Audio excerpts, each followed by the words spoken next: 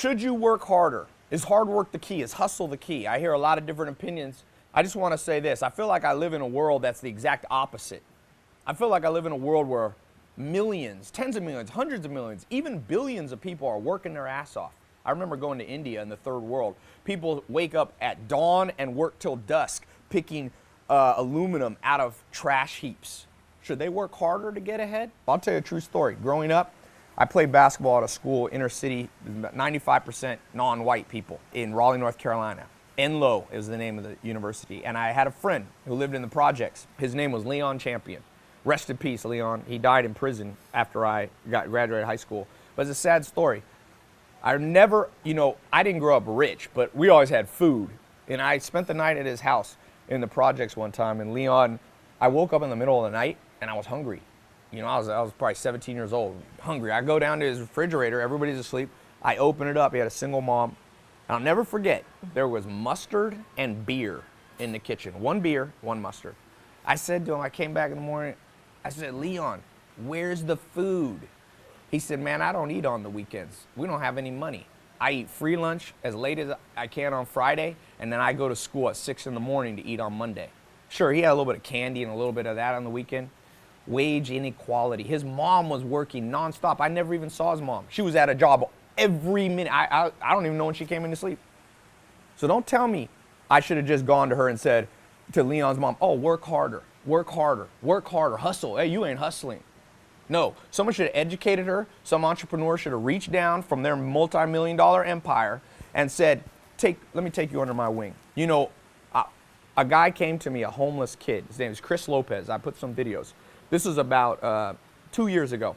Showed up, knocked on my door at my Hollywood Hills house.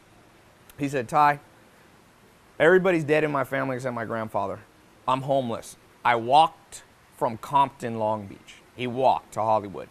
I said, how long did it take? I think he said 7 hours. So I think he took the bus a little bit. He said, will you help me, Tai? And I didn't know this guy. I didn't know if he had a criminal record. I didn't know whatever. But I thought, this dude's a hustler. He showed up. I said, how'd you find my house? He said, I triangulated. This is before Snapchat. Triangulated it. I walked for hours up here in the hills, and I finally found it. So I took him under my wing.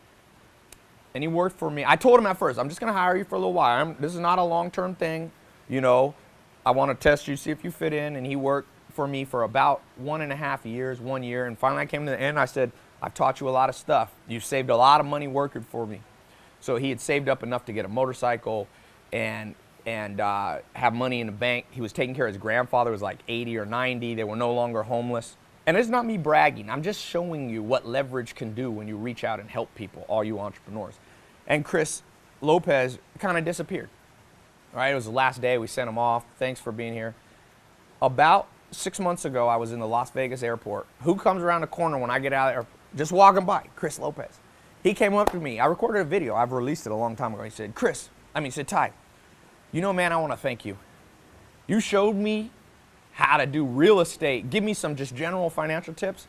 He was Mexican. He said, I went down where my grandfather's hometown in Mexico, and we built a condominium building. I can't remember how big it was, multi-units. And he said, that thing pays me $600 or $700 a month profit now. That takes care of my grandpa here in Long Beach, Compton. He said, I found a job. He's got all these entrepreneurial jobs. He's up in Alaska doing some fishing for a couple months. He said, man, I'm financially independent. I think he told me he's making $4 to $6 grand a month. Now, that's not $1 million. But if you left that kid in the ghetto and just said, work harder, you know what happened to my friend Leon Champion, the other friend I was talking about? Nobody helped him. I was only 17. I didn't know how to help him. My dad, we had a little bit of money. My stepdad, very nice thing he did, when I told him, man, I was just at Leon's house, he had no food, we went and bought a week's worth of groceries. That's all we could afford, and we brought it to Leon, but it wasn't enough. His mom continued to work hard, didn't work. I remember as a senior in high school, Leon, I stopped hanging out with him. He started carrying a gun at school. He started dealing coke, and I was an athlete. I didn't want to get involved in that. We were acquaintances, but he was forced to because he was hungry. Not because he was a criminal. He was a good kid. I left. I went to Joel Salati's farm. When I came back, first thing I did, I called my friend Lance. I said, Lance, let's catch up and play basketball with Leon. He said, oh, you don't know? Leon's dead. So what happened? He said, man, he got caught for selling drugs. He got put in prison, and Leon was diabetic. All that bad diet stuff, not being able to eat, had made him a diabetic as a teenager. I remember that. He used to have insulin shots. He said they put him in prison, and I don't think they gave him his insulin shots, and he just died. They just left him. He rotted in there at 20, 21 years old. So that's the world where you just tell the mom to work harder and hustle. Don't give me that fucking shit. It pisses me off. Go out and teach people how to do stuff. That's how you move the world forward. Enough of this nonsense. By the way, a little PS. I never saw Leon's mom because she drove a taxi, did all this. But in his senior year, she's the one who gave him a gun. They both started dealing. She said, forget this, we're hungry. What I wish would have happened is one of these entrepreneurs just talking about hustle, just talking about hard work. How about hard work go help people? And a lot of you are. I'm not calling out anyone in particular. I'm just saying, don't preach at people that need to work hard. If she would have come across one of these videos, she would have thought, oh my God, I just got to work hard. Nah, that's not what she needed. She needed guidance. We live in a modern world. She could have, just like Chris Lopez, if I had been older, I could have taken her and Leon under my wing and said, let me show you how to make $4 to $6 grand a month, just like Chris Lopez. I know single moms. My mom was a single mom. All around us, families, single moms, people trying to put food on their table, working 2, 3 jobs. Is the answer for them to just work harder, or is it to work smarter? Work hard or work smart, because they're different. I'm always reminded of this story that my mentor, Alan Nation, told me. He said, Tai, and I don't know if this is a true story, but it gets the point across. There was a plane flying over South America. It crash landed, and it was full of all these engineers, all these hard workers. And the hard workers got out, and there were some machetes, and they all grabbed a machete, and they began to hack their way through the jungle. Chop, chop, chop, chop, chop. Flurries of activity, boy. They were working hard, but they forgot something. Don't ever confuse flurries of activity with accomplishment. Activity doesn't always equal achievement. So they were chopping through, and luckily for them, one person got out of the plane. Instead of working hard, went on, climbed up a big tree and looked out and surveyed the landscape and yelled down to the group and said, hey guys, you're working hard, but you're going the wrong direction. You're going deeper into the jungle. The city for our escape is the other way. You see, what's moved civilization forward is not just hard work. Go to any hotel, go to any restaurant, the hardest working people there are working their ass off, and they're still not getting ahead. There's still not equality in pay. There's still people making massive amounts who don't work nearly as hard as the working class. No, what gets you ahead is leverage. In fact, it's the exact opposite. What you want to do is figure out how to work half the time and get twice as much done, so that you could take a vacation, so that you can paint a painting and have some downtime, so you can go on vacation with your family, so you can just lay out on the beach and just look at nature and enjoy life. You want to just grind yourself into the ground? Go ahead. But the people that get ahead are not just grinders. They're not. The grind is necessary, work is necessary, but it's never a goal. It's a necessity. The goal is very different. The goal of life is not to breathe. Breathing is a necessity. The goal of life is to enjoy your life, to do something important. You breathe because you must. You work because you must. But you never say, well, why I'm here is just to breathe. No, you're not here just to work. Working harder doesn't always change the game. Now, I will say, there's about 5 to 10% of people I bump into that are just pure lazy. You and I all know who they are. They're just lazy. But those people are not going to be helped by this video or anybody's video. If they're lazy, they're lazy.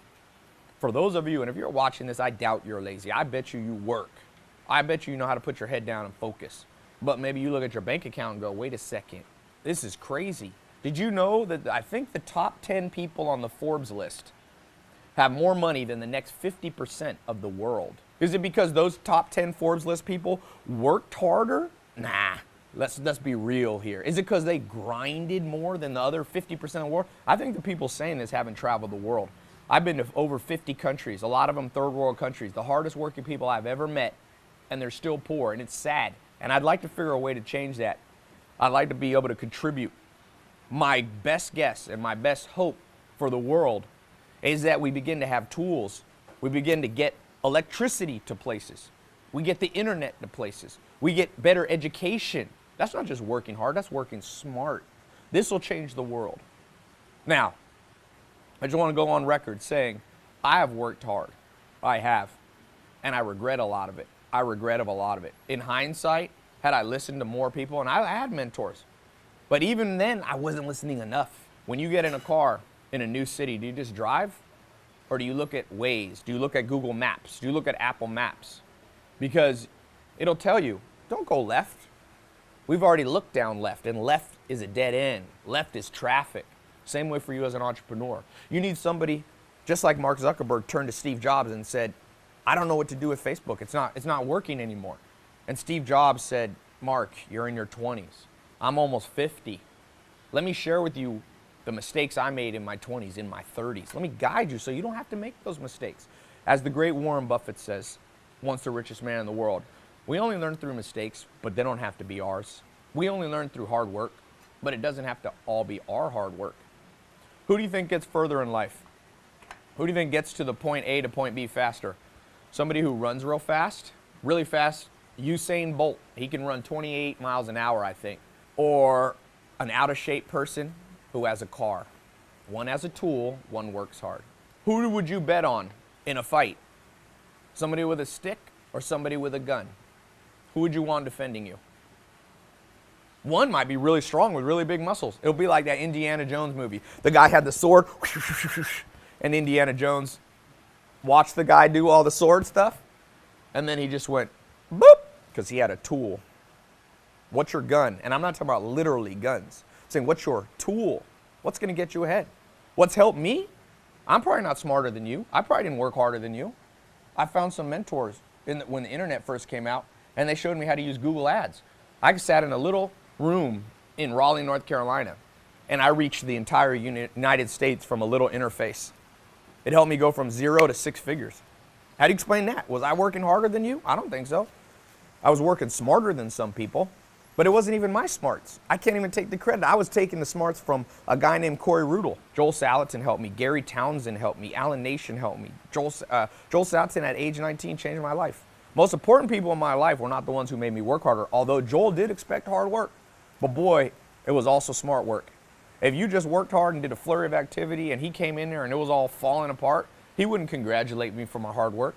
Your bank account doesn't go up from hard work. There's no rule that you work double the hours tomorrow and you make double the money, especially not as an entrepreneur. If I could go back and be 19 again, I would watch this video and test it. And I go, how can I work smarter? How can I take and download into my brain through books, mentorships, conferences, YouTube videos, the accumulated body of knowledge of the wisest people in the world? Give me that. I'm gonna tell you, I challenge anybody. You wanna try to outwork me and I do that? You can out leverage everybody. Was it Archimedes, I think, who said, give me a lever long enough and I'll move the world. We can change the world. We can create wage equality, or at least much closer sort. There will always be some wage inequality, but it doesn't have to be that the top 10 people have more money than the bottom 50%. Those top 10 people, even if they work 24 hours a day, can only work 240 hours a day. But 3.5 billion people are working hundreds of billions of hours a month, but they're not getting ahead. It's a sad world. It will be education, it will be technology, it will be mentors. This is what will move the world forward. I'm not talking about personal wealth for me or personal wealth for you, even though that will be included. I'm talking about wealth for the world. I'm talking about a world where you can walk down the streets and no one's shooting at anybody because everybody has enough. The only people who shoot at people are people who don't have enough for the most part. There's a few psychopaths. Almost all crime is rooted in not having enough.